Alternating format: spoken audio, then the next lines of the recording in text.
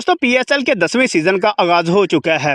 Rawalpindi cricket stadium में शानदार opening ceremony के बाद इफ्तिताही मैच लाहौर कलंदर और इस्लामाबाद यूनाइटेड के दरमियान खेला गया। इस मैच की खास बात यह थी, लाहौर कलंदर के अब्दुल्ला शफीक ने एक शानदार इनिंग खेली। अब्दुल्ला शफीक ने इस्लामाबाद यूनाइटेड के बॉलर्स की बखियां उधेड़ कर रख दी और ग्राउंड के चारों तरफ छक्कों और चौकों की बरसात कर दी। अब्दुल्ला शफीक के हर शॉट पर ग्राउंड में मौजूद तमाशाई लुत्फ अंदोज होते रहे। दोस्तों अब्दुल्ला शफीक की इनिंग और इस मैच की मुकम्मल हाईलाइट आपके साथ शेयर करते हैं, लेकिन वीडियो में आगे जाने से पहले आपसे गुजारिश है कि वीडियो को एक दिल से लाइक और हो सके तो चैनल को सब्सक्राइब कर लें।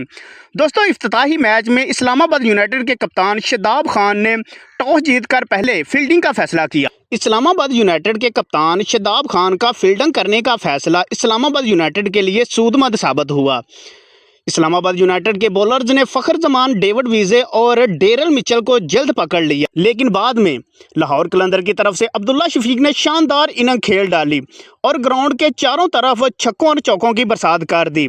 अब्दुल्ला शफीक ने 40 गेंदों पर 66 रन की शानदार इनिंग खेली, जिसमें 3 बुलंदो बाला छक्के शामिल थे जबकि 8 क्लासी चौके शामिल थे, जिसकी बदौलत लाहौर कलंदर ने 19.5 ओवर्स में 139 रन बनाए और ऑल आउट हो गई और इस्लामाबाद यूनाइटेड को 140 रन का टारगेट दिया। दोस्तों अब्दुल्ला शफीक ने एक बार फिर साबित कर दिया कि वो एक क्लास